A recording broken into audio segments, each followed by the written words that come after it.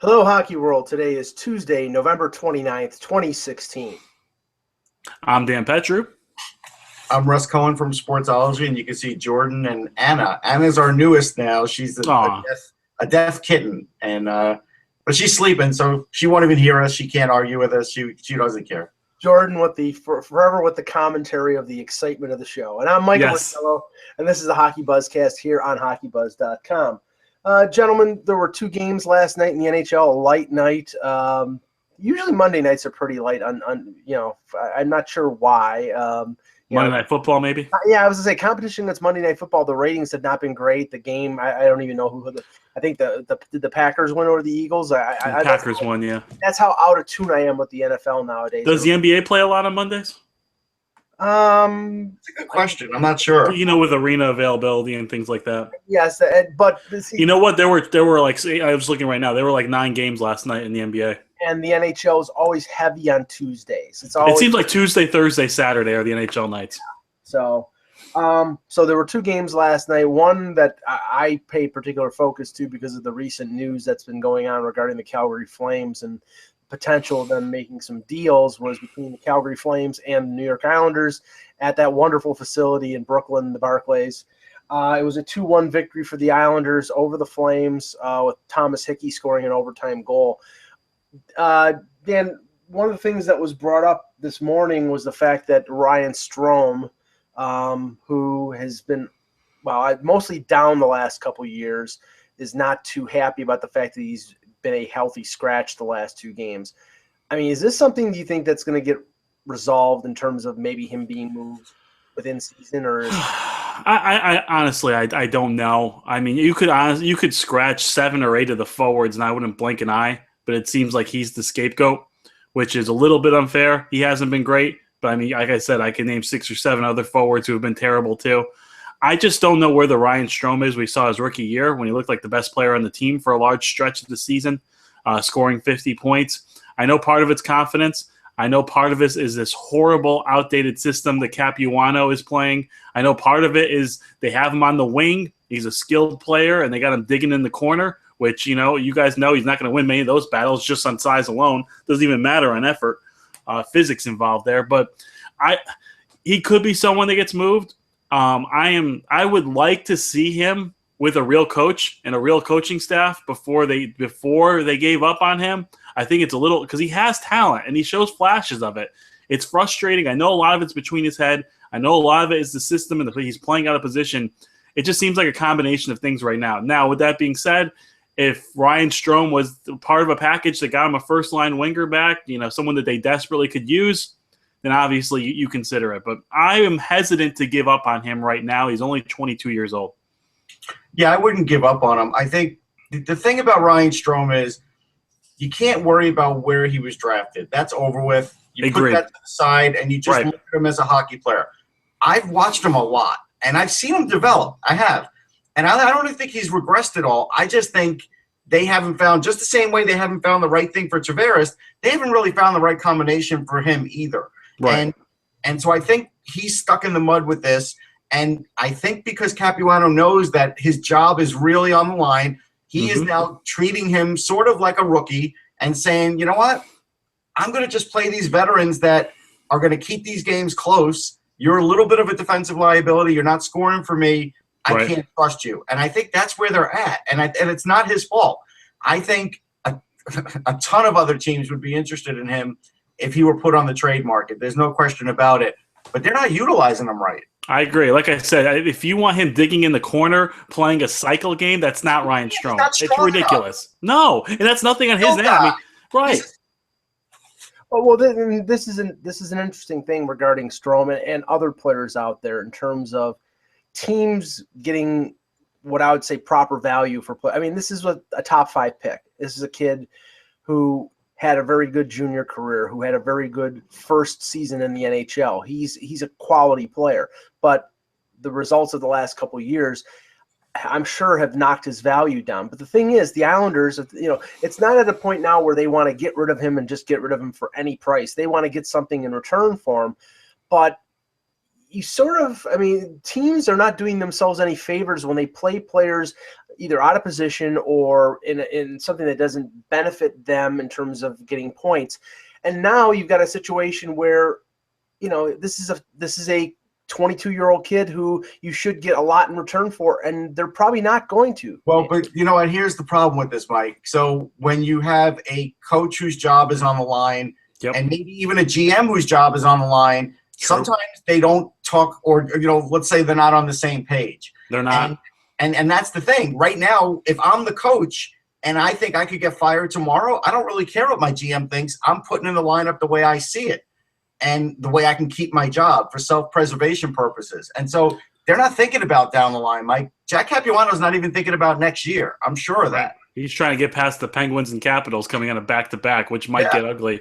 The thing about it is, it's you can move him to the wing. It's one of those things. It's either going to be position or style. Right. If you're going to move him to the wing, you can't play this in the corner cycle game with him. You can't. Right. Or if you're going to play him at center, either play him at center or let him utilize his skill. And I see nothing. I just see a player who has absolutely zero confidence and zero trust in himself. And I got to tell you, I've interviewed him a lot. He is not a whiner.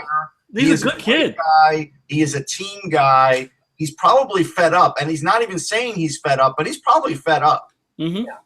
And last night in watching that game, I mean, it's typical of the Islanders when they win. It's mostly or all John Tavares. He gets the goal in regulation. He gets an assist on Hickey's goal in overtime. And you cannot rely completely on just John Tavares to win. I really did not see any significant contribution out of any of the other lines. I mean, here's the thing about that game, Mike. I told my best friend who's an Islander fan that let's see, the Islanders have to win this game, but they have to show they have a heartbeat, because that team that I saw in Calgary in Philly, when I saw that Calgary team, they had no legs. They had very little desire in the offensive zone. And so apparently they cleaned up their game a little bit, but the Islanders probably did not put on a good enough offensive performance to really showcase how bad Calgary can be at times. Philly did.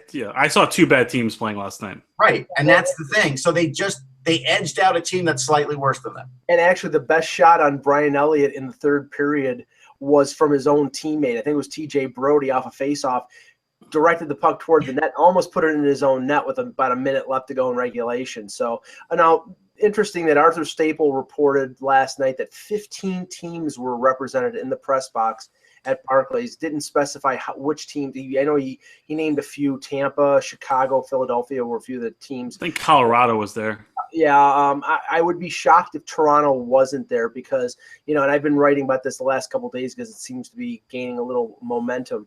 There's a lot of stuff going on between Toronto and Calgary, even though Darren Drager this morning said he talked to Brad Treliving, the Calgary general manager, and asked him point blank whether there was anything going on between the Leafs and the Flames, and Treliving said no. But why would he say yes? He would never say yes. Yeah, exactly. I'm working on a deal, and here's what it is. Right, but that's like being an undercover cop and wearing a T-shirt that says undercover. Mm-hmm. Kyle Dubas was in Buffalo scouting the Calgary Sabres game last week.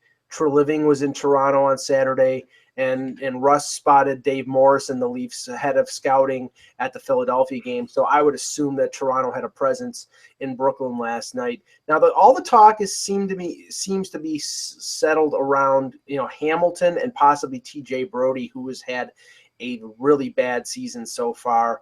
But the thing is, if you look at Calgary's defense, other than those two guys, they're not moving those guys. Giordano's Russ, unless you're getting William Nylander, they're not moving those guys. Right, or unless you got to remember who the team president there is. If they have bought into the fact that they don't think Hamilton's a good fit there, and I can't I mean, I know that they've had a bad season and a bad quarter of a season with Hamilton on the roster.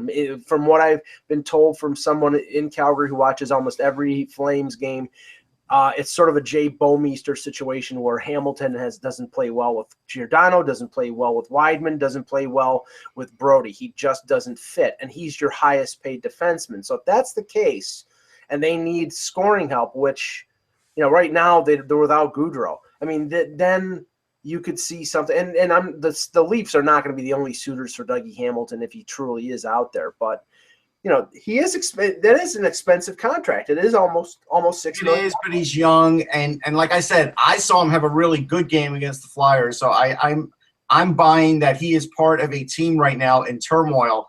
I don't think they're going to get rid of those two. I know that you think that because of Burke, he's always going to go after a Burke guy, somebody that was there like Gardner or somebody like that. I don't think he'd want any part of that. I really do think if they were to trade Hamilton or Brody, the Leafs would have to trade Nylander. They wouldn't even take, they wouldn't even take anything lower than that because, again, the price of defensemen like this in this league is very high. Even though Hamilton may be their highest paid contract, it's not an unaffordable contract. And so when you look at that situation, True Living's going to look at it long term, more long term than Burke will. That's for sure. And there's no way those are two guys they can't afford to get rid of. Well, I mean, the reason I always go back to Burke trading for guys that he used to have is because that's what he did in Toronto. I mean, he did it with he hasn't been doing it in Calgary. He's team president. True Living is the manager. Maybe it's he is truly in control. He doesn't have his finger on the button anymore. That's the difference. Yeah, but I mean, we do know that defensemen are going to be expensive, and especially a defenseman who is in his early 20s and is locked up for another 4 years. So yeah, I pretty much agree with your your analysis that it might have to be. First of all, they're never trading Matthews, they're never trading Marner, so don't even waste your time. Nylander is somebody, I wrote something yesterday about this. A lot of talent, but Babcock is already pressing buttons. He's already, all of a sudden he came up with an upper body injury after he'd been skating in the morning, skate on Saturday, all of a sudden, and, they put in Peter Holland into the lineup, and now magically on Monday he's back practicing, but he's on the fourth line. He's not even back playing with Matthews. So he's pressing buttons. He's nudging him. And this goes back to Nylander, back to the Calder Cup playoffs that, Sheldon Keefe, the Marlies coach, was saying we need more out of this guy. He didn't show up, and then he scored a hat trick. He's got all the talent in the world, Russ, but the thing is, if you have to keep pressing that button, eventually he'll tune you out. He's 20 years old. I know that, but he's a kid. You got to push buttons with Austin Matthews. Matthews is going to hit walls. I don't think so. I really don't. I'll agree with Mike, but I get, in theory, what Dan is saying is true of all young players. Matthews is a little different that way, but doesn't matter. You're going to have to at some point probably do that too. Yeah, look, I look at Calgary, and those two defensemen have great wheels and know how to get into the offensive zone. That's enough to get big-time jobs in this league, and it's enough not to get traded. That's what I'm looking at. Right, and maybe it may be a smaller deal. It may be them trying to jettison Weidman's $5 million contract. That would be the smarter thing to do. That's a bad deal. That handcuffs your team more than having Hamilton on your roster. Correct. Right, but the thing is, it's an expiring contract, and you probably will be able to move that deal before the deadline. So, and you might be able to retain some money if you want to get a better return. So, let's just say this: we know that the deadline is going to be a little more interesting this year, simply because the expansion factor is going to be there. We know that it'll be limited because of cap restrictions, but there are going to be teams that are going to move players out because they might have a risk of losing them in expansion. So I have a feeling that the free agent pool is really bad this upcoming summer, but I think that expansion will sort of counteract that and make the deadline a little more interesting. The other game last night was a 4-3 St. Louis Blues victory over the Dallas Stars. Russ, Dallas still struggling. They got 2 of their 3 goals out of Jamie Alexiak, not exactly the reincarnation of Paul Coffey. But you know what? He's got a great nickname, the Big Rig. But here's the thing: with bigger guys like that, it does take a while for them to click. Mm-hmm. And I applaud Dallas for never giving up on him, because he is a big guy who happens to have pretty good stick and puck skills for a guy his size. And do I think he's ever getting 10 goals in a season? No.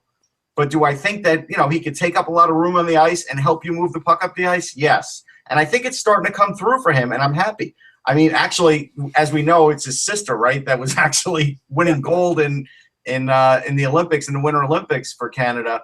But this guy can play.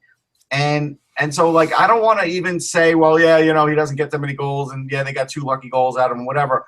I'm more happy for the guy because I see that he's been improving lately.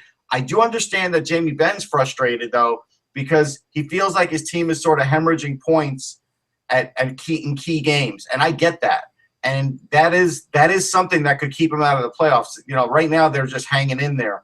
And that's where I think Jamie Benn is a good leader, even for a young player, for the young age he's at, because he really wants to win. But that team, they still have problems. They do. Well, and Julius Honka had a couple assists as well. Yeah, let's talk about that just for a second, because unless Lindy benches Klingberg, we don't even see Julius Honka, and that has to lay on Lindy's feet, because I am sure they wanted to bring up Honka before this. We've talked about Honka for a year and a half. Right. I just got done talking about him again a couple weeks ago on Sirius Radio. Like, we're all waiting for him. He's up and he's playing great. But the only reason he's playing is because another guy got benched. Right. Yep. And Lindell was recalled. He has to be. He's a good puck-moving defenseman. Lindell can play as well, too. There's just they got hit with the injuries. They had the weird offseason. Nikushkin goes to Russia.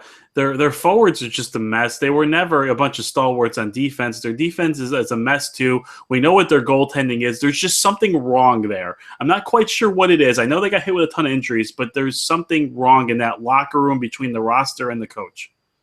Yeah, and they lose Alex Hemsky for probably the season. I think it was 5 to 6 months. Terrible. But that's while we say that's a loss because he's a top 6 guy, he's an up and down guy. I don't think that killed him. Yeah. The expanded roster for the Team Canada entry into the 2017 World Juniors was announced around noon today.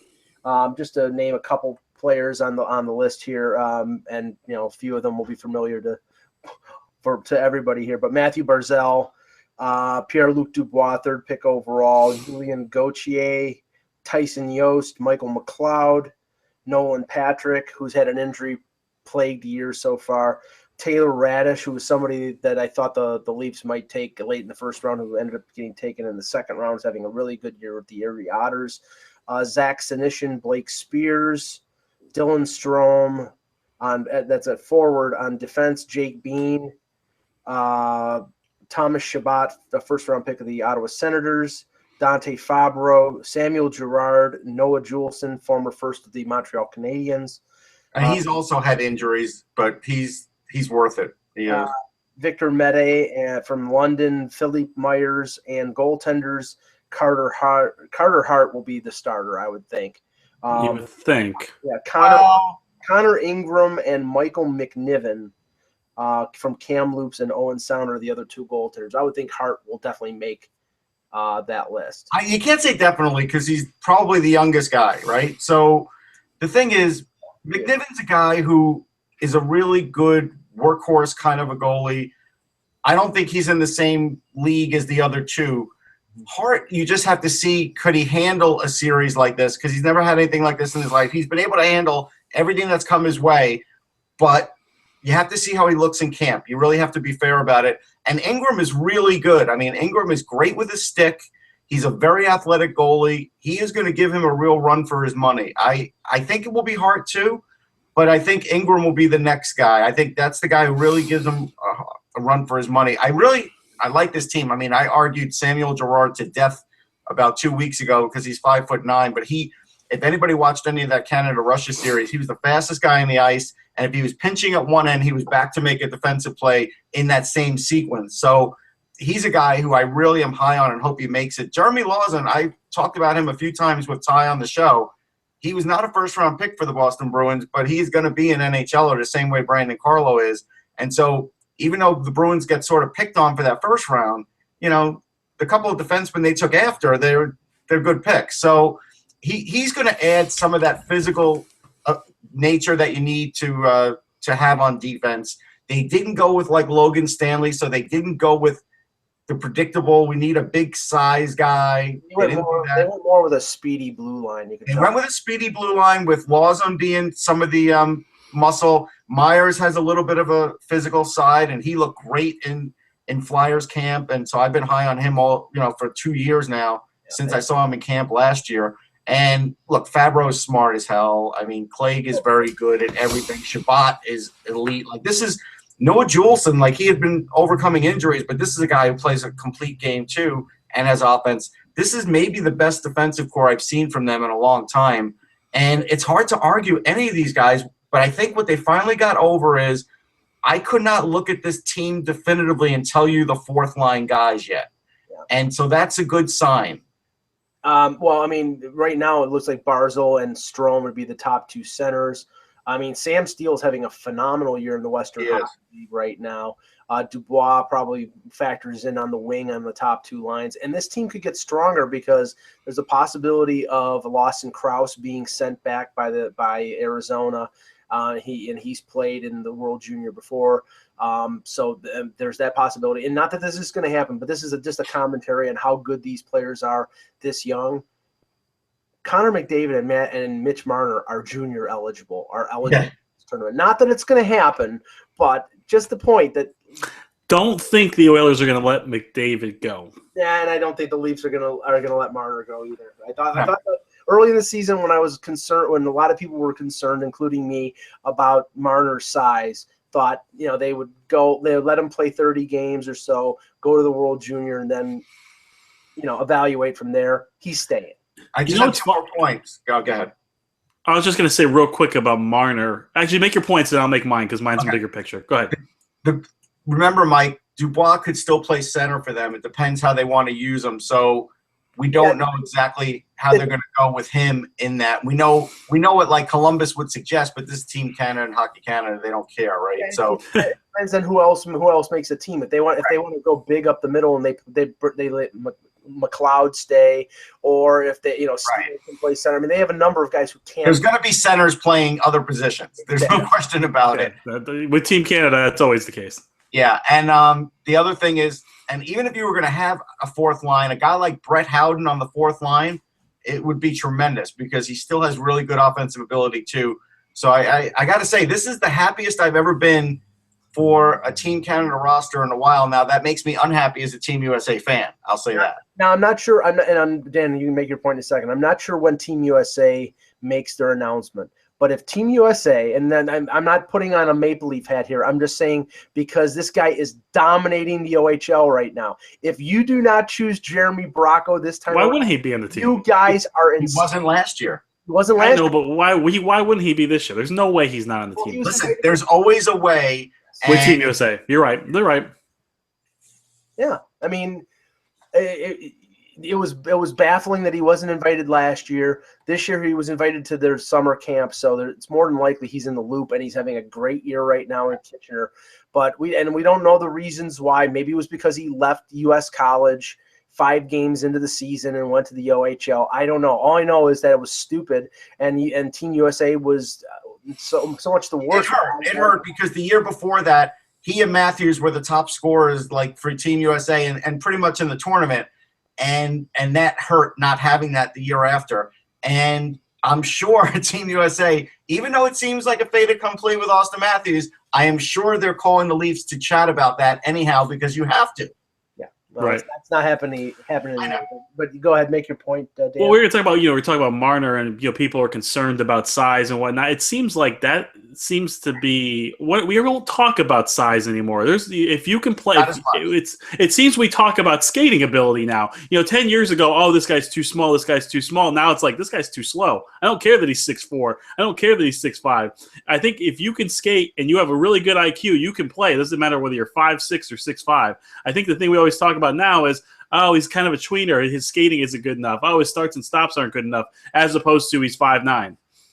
Well, there is a quiet at the draft. Not all teams are on board with that, Dan. So there is. I think a lot more teams are, though, as opposed to 5-10 years ago. Yeah, but there's still sort of this quiet bias against height that you will see pop up every once in a while, like Alex DeBrincat last year. Yeah, it's not a lot. It's not as bad as it used to be. Wait for the draft in Chicago and tell me that there's not going to be bias when Keiler Yamamoto comes up, who's 5'9" and 175 pounds. Yeah.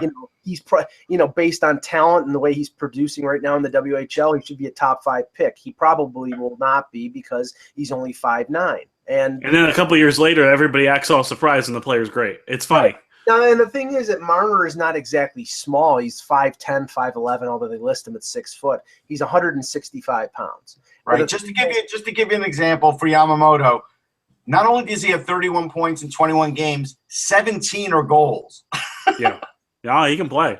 Yeah, but the thing is about Marner is that he's very elusive. Yes. Yeah. He's not. He's really smart too. His hockey IQ is off the charts. Yeah, he does not have McDavid's speed. He's got good, but that's not blazing. He's just smart. He's aware. And even though he's small, he hasn't shied away from going in the corners, throwing a hit every once in a while, blocking shots, which I'm sure the Leafs don't want him to do because he's damaging his pins. But he's been blocking shots. Why don't we go into this quarter season? Yeah, awards that we're going to talk about and lead in with the Calder since we're talking about some of these guys, so we can continue that. Yeah, that was exactly where I was. That's a professional segue. Yeah, thank you. And you just ruined it, Russ. I'm sorry, I didn't know if you were on that wavelength or not. Sorry. But yes, I mean this is a very broad and very quality rookie class this year, like last year. And like when we looked at a third of the way or halfway through the season, it wasn't just McDavid. Gostisbehere had just been called up, I think, about at the 20-game mark.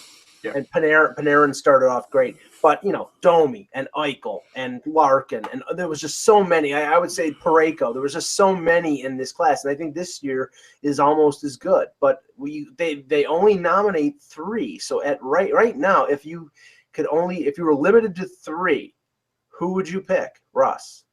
All right. My 3. People can go crazy if they want. I still have Austin Matthews in there because he's playing the center position. And he's a plus on the year. So when you're playing the center position and as a rookie and you're a plus on the year and you're going up against some of the best talent in the NHL, that is huge. That ranks really high in the charts. Line A is still in there, obviously. He's probably the leader. And Zach Werenski is my 3rd. And that means no Mitch Marner, no Matt Murray. Now, Murray's only played 8 games. He needs to play a lot more before I can put him in there. Right. Dan? In order of how I would be voting right now, I would have Marner 3, I would have Line A 2, and I would have Werenski at 1. Obviously, this is just right now. I fully expect by the end of the year, Austin Matthews to be around 70 points and whatnot.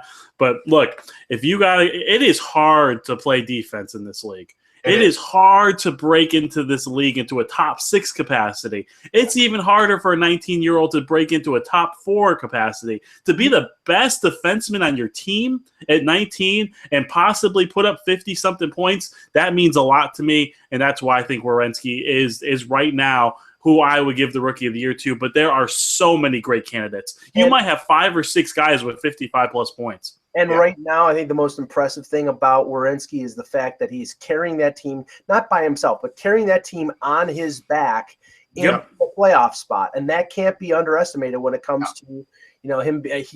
Right now, my 3 nominees would be Werenski, Laine, and Matthews.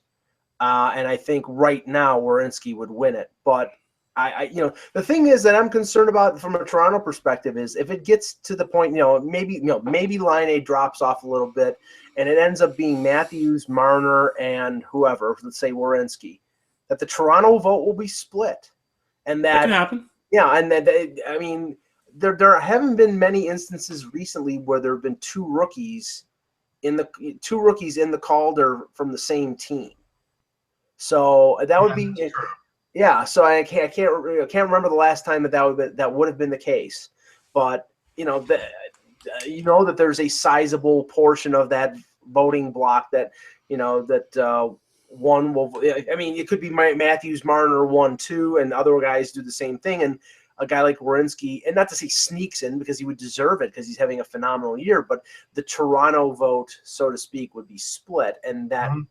They have, by the way, they have not had a Rookie of the Year in Toronto since 1965. So if they don't have it this year with the crop of rookies that they do have, Still might not happen, though. Yeah. Now, a bunch of games on the docket tonight, but I wanted to, before we get into that. Wait, I thought we had more awards. Yeah, we do. Yeah, we did. I think we did too. Yeah, come on. Let's go. What are we doing? Okay, I quit. Yes. Okay. That's all it takes? Okay. We're just past the quarter mark. And believe me, I said quarter pole on social media, and like, this is not the quarter pole, and like all these racing fanatics. This isn't the quarter pole. The quarter pole is when there's a quarter of the race left. I mean, stick it. Okay? But by the way, why isn't the NASCAR season still going on? Yeah. It's I like, don't even know. Look, NASCAR. Here's the thing. Like, okay, I'm not a huge NASCAR fan. I get its popularity. It's cool. Going to a race is fun. But you got to be done before the NFL season starts. Now, this is all you have to say about NASCAR. Their Super Bowl is the first race of the year. It's true. I don't even want to talk about that. That's all. Daytona is the first race of the year. So send all complaints to Mike in Buffalo. Yeah, there you go. Okay, Trump voters. Okay, two teams. Oh, see, send all your complaints to Mike in Buffalo. Wait, 2 teams? I thought we were doing a Norris Trophy. Yes. Jeez. 2 teams that have surprised you so far at the quarter mark. 2 teams that have disappointed you at the. We're not doing Norris? We'll do the Norris. Oh, we want to do it now. You're outvoted. Yeah. Okay, I'm outvoted. Let's do the All right, I'll go first this time. Go ahead. Number 3, I would put Victor Hedman. Just another really strong season. And look, that team is just so well run and so well coached. And as a fan of a team who is not well run and not well coached, I get very jealous. But if you look at that team and everything runs through him, they haven't missed look, obviously there's gonna be a little dip without Stamkos, but that team is still so strong and so talented and so deep, and it runs through Hedman. I think I would put him at number 3. I think he's had a fantastic season. I would put Mr. Burns at number 2. Another strong, really good season from him. You're seeing always the knock on him was his play in his own end. I think he's actually improved in his own end. Look, he's not going to be Larry Robinson. He's not going to be Chris Pronger in his own end. But I think he's gone from a below average defender to maybe like a B-. And when you put up that many points, that's really good. But I would give it to one guy only this year. It was traded in the offseason. People thought it was a bad trade. Now maybe down the road, including myself, down the road, it might be a better trade for Nashville, but my God, Shea Weber is exactly what the Canadians needed. This is not a knock on PK Subban. He's one of my favorite players. It's just the fit. The fit there is perfect for the Canadians, and he has been amazing. So if I had right now, through a quarter of a season, I would give it to Shea Weber. Russ? Okay. Well, this one's going to be probably not to everybody's liking, but that's okay. And I'm not going to do it I don't have an order like you guys, but Shea Weber is on my list. That's, to me, he's an absolute no-brainer. Just the way he's changed the team and everything else, it's crazy. So Shea Weber is one. The second guy on my list is Erik Karlsson. Everybody can still sort of rip on Erik Karlsson, but this guy, he's got 17 points. He's averaging 27 minutes a night. Leads the league in blocks. Leads the league in block shots. Which is crazy. And Ottawa would be nowhere without him. I mean, absolutely nowhere. Now, the third one's tough because, like you said, Burns is a great player. You know what? I would put Zach Werenski in it. I'm telling you, he's had that much of an impact. I looked at his minutes. I looked at who he's playing against. Yep. Like, he's a top defenseman. Like, he's a rookie, but he's a top defenseman, too. I put Zach Werenski in there, too. Yeah, I mean, I was seriously considering it, and I mean, right now I had Weber, I had Hedman, and honestly, I mean, Burns is leading the league with 20 points. I still cannot get over. It's the same thing with Karlsson. They're great offensively, but I see Karlsson getting walked around a couple times, and I say I cannot vote for this guy for the Norris when he can't. Here's the problem. all defensemen get walked around. They do. You gotta get beat from time. You get beat from time to time. But here's the thing: whenever like Burns or Carlson get beat, everybody's like, "Oh, look at that! They got beat." They're not. There seems to be a stigma because the guys put up 75 points. If you put up a point a game in this league, which most forwards can't do, and you're just an average defenseman, I think you'd sign up for that. Yeah, I mean, I had the same 3 that you did, Dan, and I would say right now Weber's got to win it because I mean. First of all, I think most of the success in Montreal is based on Carey Price being healthy, but you can't ignore the fact that Weber has solidified their blue line. You know, they're depending less on Markov, and I think him being his minutes being down a little bit has enabled him to actually score more, be playing on the power play. Petrie's been good too. Petrie's been good. Yeah, always been good. Emelin is a professional assassin. Yep. And is allowed to go out there and be the cheap shot artist that he is, but he can play his role. I mean,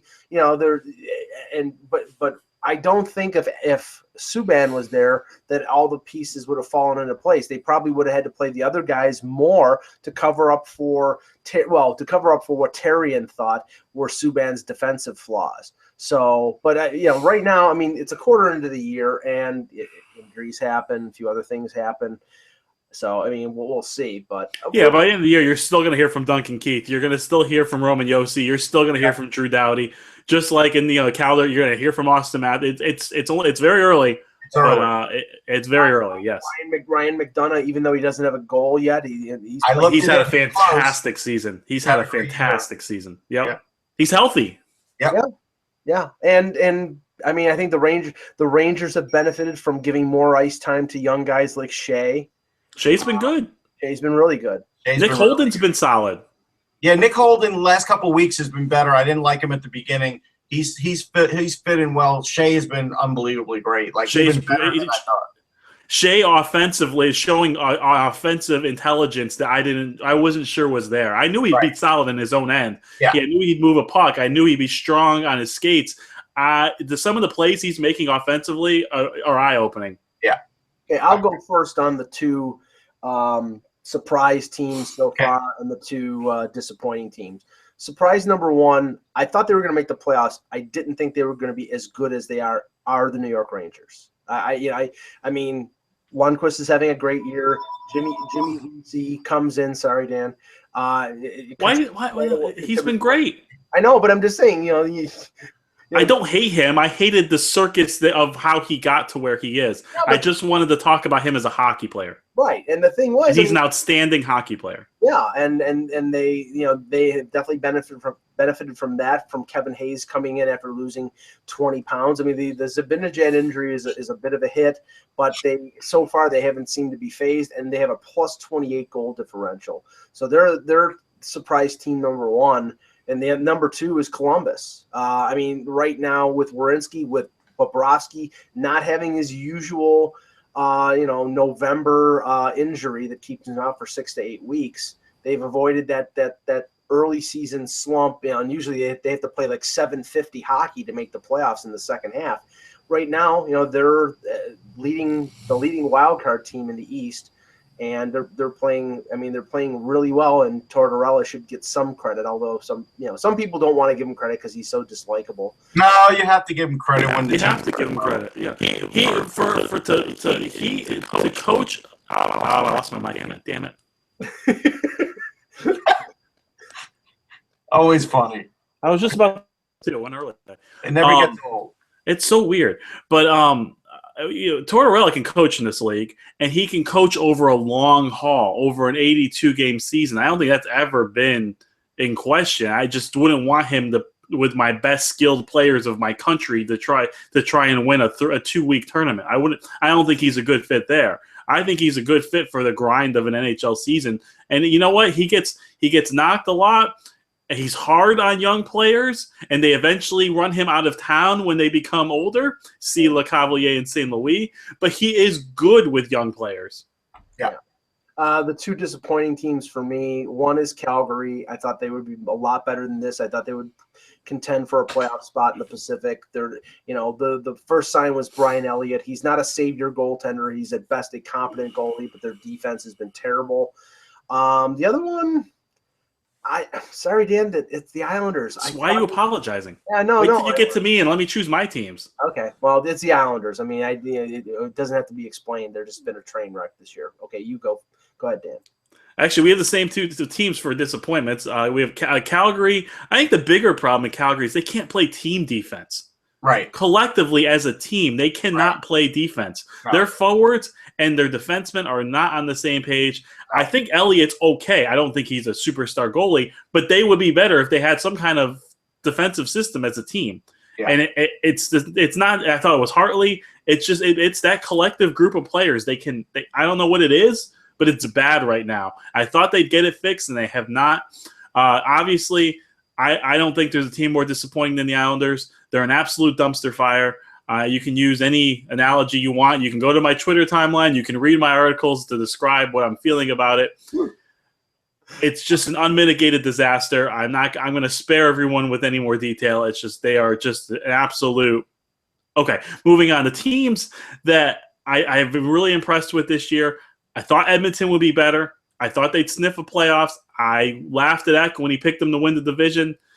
They are really good. They're a lot better. And Connor McDavid can really cover some, because they still have problems. They do. They definitely still have problems. They're still not great defensively. They're better. They're absolutely better in the blue line. No, last 11, they're not great. No, but they're still better. But Connor McDavid can hide some problems. Like the fact that their blue line still isn't great. Like the fact that Eberle's been okay. Like the fact that Ryan Nugent-Hopkins is MIA. It's amazing what a superstar can kind of gloss over. And you look at some of the early Crosby teams, they weren't that good, but they were still there because of Sidney Crosby. And I think you can see that correlation right there. And also, I've been really impressed with the Columbus Blue Jackets. Gloss over. And you look at some of the early Crosby teams, they weren't that good, but they were still there because of Sidney Crosby. And I think you can see that correlation right there. What is happening? And twice. Yeah, that was weird. Okay. All right, anyway, about the Blue Jackets, I think they've been really good this year. Bobrovsky, look, we all knew that this team wasn't that bad last year, and they were a borderline playoff team with Bobrovsky. But what Werenski has done is he's taken pressure off of Seth Jones and letting him go into his role, maybe as a 2 or a 3, taking pressure off of Ryan Murray, who hasn't been that great, but who has been, I still think good. I think you have to forget where he was drafted. Yeah, I think that's right. If you take out where he's been drafted, I think you're okay with his progression. Right. And once again, Werenski has been so great that you can take some of the pressure off of him, and he kind of can just do his job, and whatever happens. And you've also taken Jack Johnson and Savard, who are not top 4 defensemen, and put them in much more manageable roles. And collectively, we knew they could score. Collectively, it's working. And anything you can get out of them is gravy, basically. Yeah, exactly. Just don't lose me a game. I think them as a 5 and a 6 and a 4 and a 5 is so much more palatable than 1-2 and your number 1 power play unit. Right, Russ. All right, so my 2 that are been horrible are Calgary and the Islanders. Like, we've been through this a bunch of times. I'm not even going to elaborate anymore because everybody have to. Yeah, everybody knows how I feel. The other 2. I'm going to go with the Ottawa Senators because Guy Boucher has done a tremendous job. If you look at their scoring, they're not getting a lot of scoring. No, they're not. Carlson's leading the team. Kyle Turris has the quietest 10 goals in the league, by the way. The quietest. Nobody's ever talking about it. Nobody's saying Kyle Turris has 10. He could get 30. Nobody's mentioning it, but he's second on the team in scoring, tied with Stone. Then you got Hoffman with 12 points, Ryan Zingle with 11, and Derek Brassard with 9. And it's like, it falls off the map goal-wise, but they've been opportunistic. They win games. Craig Anderson's been great. Even Mike Condon's got a 1.95 in relief. Yep. Like, everything's worked. And Guy Boucher is definitely a Coach of the Year candidate at the moment, which doesn't mean he'll be fired the year after. I'm just saying he's a Coach of the Year candidate, a Jack Adams guy. And so I've been really impressed with them. I'll see them Thursday, and we'll see what they look like live. I mean, even Dion Phaneuf, him and Bobby Ryan are having okay years, and it doesn't matter right now. And I think that's an important thing. Columbus Blue Jackets are the other one. Wenberg's been tremendous. He has. He really has progressed amazingly, and that's been good. Werenski has just been unbelievable. I think the other things are good. I think their overall defense, now that everybody's been pushed down, like Dan said, positional-wise, everybody got moved down a level. That's helped them. and they have just enough offense. Even a guy like Scott Hartnell is not dead. I know what the thing is in Philly, his contract was killing him. It wasn't his play. Right. He knew it, and the team knew it, but some of the fans didn't seem to know it. Real quick, too, a guy on the Blue Jackets I forgot to mention. He's a really good hockey player. He might be in that category now of most underappreciated or underrated players of the year in the league. Cam Atkinson's a really good hockey player. He just seems to score. He seems to be getting better and better each year, and he might have another 30-goal season this year. But yet his name has been out there for the last couple of years. I'd take him in a second. Yeah, in terms of trade, I remember there was a lot of talk about him going to Boston. I saw some expansion lists that had him being exposed. That's crazy. Yeah, his contract isn't bad. It's a manageable contract. And he took 25 stitches the other day and came back and won a game for him a week ago. No, that was what's his name? That wasn't Atkinson. No, that was it Garbutt? Not Garbutt. Hold on, I'll get his name. Okay. Let's see here. It was Matt Calvert. Oh, Matt Calvert. Sorry, yeah. But I do like Atkinson. Atkinson leads the team in scoring. He's got a point a game, 20 points. It just seems to get better every season. Every season he keeps ticking up from 21 goals to 22 goals to 27 goals, 53 points last year, and a point a game this year as well. Well, I'm glad someone convinced me to take Wenberg in the second round of my Stratomatic hockey draft because that was an inspired pick. Who convinced you to do that? Yeah, I don't know. Some guy, he's a pain in the ass. But some guy drafted Zach Werenski in the 20th round of his fantasy league. Yeah, okay. Good for you. All right, there are a ton of games on Tuesday night tonight. The rematch, and the funny thing is, I'm exposed to, on the radio and on television, the advertising beforehand for and I went to the game in Toronto early November where it was billed as, the battle between Connor McDavid and Austin Matthews. Now it's being advertised as the battle between Connor McDavid and Nazem Kadri because Nazem Kadri shut down Connor McDavid in the game in Toronto, scored 2 goals, including the game winner in overtime where McDavid was draped all over him and Kadri beat Cam Talbot for the winner. So now the Leafs start a 3-game road trip, a Western Canada road trip in Edmonton. McDavid last year, I think he scored 5 points against the Leafs. Now that was the 30th place tanking Leafs, not this team, but I'm expecting McDavid to show up. And Kadri got underneath his skin, and after that game, I believe that was when McDavid went goalless in 10 games. Yeah, no, Kadri did get under his skin, and everybody's writing articles about him, and I'm happy for the guy because, I felt like he was a better player than maybe some of the press he was getting. Look, there are players that have their ups and downs. Everybody's got pluses and minuses in their play, but he's been bringing it for him every game. You can't deny it, and yep. He does. I will say this. Mike Babcock has had the best influence on that player over anybody else on that roster that I can think of at the moment. And that's something. I agree with that. And Kadri's got 9 goals this year, but there is a difference between him being dramatically improved defensively and, as some people are writing right now, a candidate for the Selke. No, I wouldn't write that. I'm yet to be a believer. Okay, Sean Avery would have been a candidate for the Selke too on those nights where he would get under a big star's skin too, right? Right, yeah. Claude Lemieux.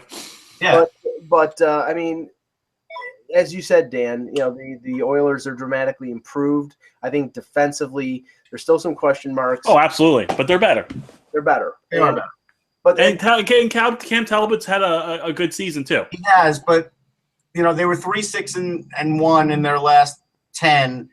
I don't like the things that are sort of happening now, so I couldn't put them in the list now. And the Rangers, I picked them as a playoff team. Yes, they're exceeding expectations, but the last couple of days, Ottawa has shown that there is a method to beating them. Even Florida showed a couple of weeks ago there's a way to beat them, and that's by trying to get there, just stay back on them. If they got speed, you got to stay back and then make them possess the puck and play a dump and chase.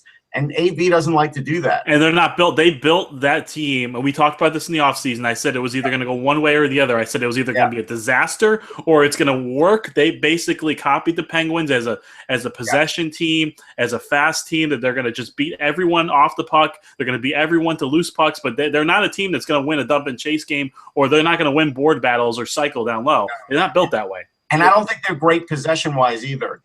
They're very good at being opportunistic, and they get their 3 or 4 game-breaking plays every game, and they have a good blue line.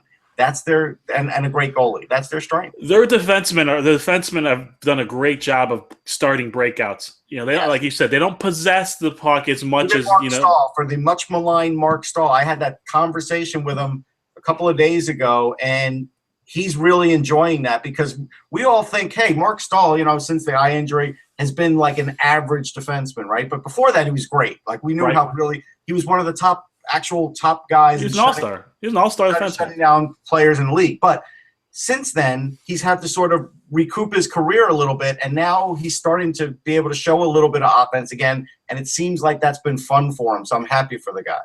Yeah, and the Rangers play Carolina tonight. Jordan Stahl, Mark Stahl's brother. Which is a tough game. Yeah, Carolina is one of the best 5-on-5 teams, one of the best even strength teams in the league. They're in every game, and they've been one of the hotter teams in the league with Stahl. I mean, I saw Carolina play Toronto last week, and Jordan Stahl, he's same as he's always been. Very, very sure defensively, a really good face-off guy. He's had a pretty decent year, but he's out with a concussion, so that's going to hurt Bill Peters' club a little bit. I will tell you this, Mike. I saw them the whole third period and overtime. Or no, was there an overtime? I can't remember. Against, I think there was an overtime against Florida in that loss, right, where they beat Florida and Gallant got fired. The thing that really struck me was the Carolina blue line that we've been talking about played really solid. They have great face-off guys. Like they had Jay McClement taking key defensive zone faceoffs late in the game, and I got to tell you, that's a great player to rely on for that, and that's a big deal because he was winning every draw. The drawback for Florida was when you have Jaromir Jagr, if you're going to put him out the last minute or two of the game and know that he's going to play a full shift, not just 20 seconds, you've got to have him right in the corner or right near the net, and you got to keep feeding him. They were not doing it. He was not getting in the play, and they played Marchessault to death. And I understand he scored a goal in that game, and he's got 10 on the year. But if they really are going to pin their hopes on J.A. Marchessault for the entire season, that's part of the problem right now. And I get that he's probably an analytics darling right now, but I get that's something that's not going to sustain. And he's a salary cap darling is what he is. Yeah. Getting that production for that price. Oh, yeah. And I'm wondering whether this new, the new administration with Rowe coming in as coach, whether this is going to be positive for a guy like Jagr or somebody, or maybe a negative in terms of his role being diminished. I mean, he had a great year last year, but he was playing with Barkov and Huberdeau. Huberdeau is out. He's probably going to be out until at least the new year. Barkov has had a terrible first 20 games. He's a good player. I mean, we talked about this yesterday, Dan. I think that the Florida Panthers are a tire fire right now. I think that they've mismanaged their roster in the offseason. They made way too many changes on their blue line, and now because of they had Bukestad out, they had Huberdeau out. They were a game over 500, and because they differed in philosophy from their head coach, they decided to take the first opportunity to axe him. And I just think they had a lot of positive direction the last couple of years, and they've thrown it into the crapper with this firing. Yeah, that's fair. I think it is. I think you had a disconnect between coach and general manager, and they were just looking for an excuse to get him out, and they said they found a good opportunity. I mean, a couple was it just the week before, the Panthers had won like 3 games in a row. They beat some good teams. They're starting to get healthy. We can't discount what Huberdeau does to that team. Right. Him and Barkov, they just work together, and it takes the pressure off of Barkov too. Yeah, I mean, Barkov's not the same without Huberdeau in there. No, he's not. They get Bukestad back, and he's going to be fine. He's going to contribute. Hopefully, he stays healthy. It's not so much their forwards. They screwed up their blue line. I think that's what it is. They screwed up their blue line. Now, I mean, you're seeing now too that Ekblad has struggled with more responsibility. And Matheson, I both think both of those kids are going to be. Let's not forget. I mean, they brought Dylan McElrath in too. Gerard Gallant didn't do that. Well, No, he didn't. It's not that Ekblad is struggling with more responsibility. It's the fact that he can't find anybody to play with. Last year, he played with Willie Mitchell, then he played with Brian Campbell. And it was just solid. It was just stable. He has played when they played Toronto a couple weeks ago. They had already gone through Yandel. They'd already gone through Jason Demers. They were playing him with Mark Pysyk, and Mark Pysyk is not a top-pairing defenseman. He's a good young defenseman, but he's not a top-pairing guy. Agreed. So the problem is they didn't think of the fact that you have to have somebody to play with Ekblad, and Matheson was another guy that they tried and it didn't work. So, that's the problem. They screwed up the veteran leadership on their blue line. Because they have some good young players back there. They just the stability they had back there, they got rid of. One of the other interesting games of the night, the Blue Jackets play Tampa Bay. The Blue Jackets have the #1 power play in the NHL, which is surprising. But Werenski's obviously a factor in that. But they're getting guys like Nick Foligno have bounced back. Boone Jenner and Dubinsky have played a lot better. They're the guys who they have up front who may not have really excited you. They really have stepped up along with Wenberg. Wenberg's been really good on the power play. Tampa Bay has not skipped a beat without Steven Stamkos. Kucherov is picking up the slack. Like we said, Russ, that if there was one team that could afford to lose a guy like Stamkos, it was. And I did that article on Ryan Callahan because he is a leader on the ice and in the locker room for that team. He steadies them. He gets what Cooper's trying to do. He knows what he needs to do out there. He's blocking shots. He's doing other things. It's not like he has to be a scorer for them. And that's a valuable guy to have because even though Steve Stamkos is the captain, Ryan Callahan was a 3-year captain too. And so he's got experience, and that's been able to help him. Also, Slater Cuckoo being out now is going to hurt him a little bit because that was a guy that I like his game a lot. Yeah, I think he was pretty unheralded what he was able to do with Matt Carl retiring and leaving, and Cuckoo got a spot there, and now you're going to see Suster more, and so we'll see with that. We all make faces, but somehow John Cooper likes him. Yeah, I know. He's a Cooperite. He's one of those guys. Like I said, Corey Conner gets 5-6 chances in the NHL because he's one of John Cooper's favorites. I hope Cuckoo gets back soon. But he fits in that team, and he really looks like he's developing into a really nice NHL player. And finally, the Sabres and a lot of people around this area are going to be very happy because Jack Eichel has been cleared to play. He will play against the Ottawa Senators tonight. Good. Eichel suffered a high ankle sprain the practice before the opening game of the season. The Sabres are under 500, dying for offense. The only concern I would have, but I'm sure that they probably check this out, is with high ankle sprains, the potential for re-injury is. Let's not even go there. I don't even want to talk about that. Let's not jinx the guy. I'm not trying to jinx him. I'm whole because he wouldn't be playing if he wasn't 100%. Right. Okay. There's no reason to rush him back early when he's there's no reason to rush a 20-year-old back early when he's the franchise.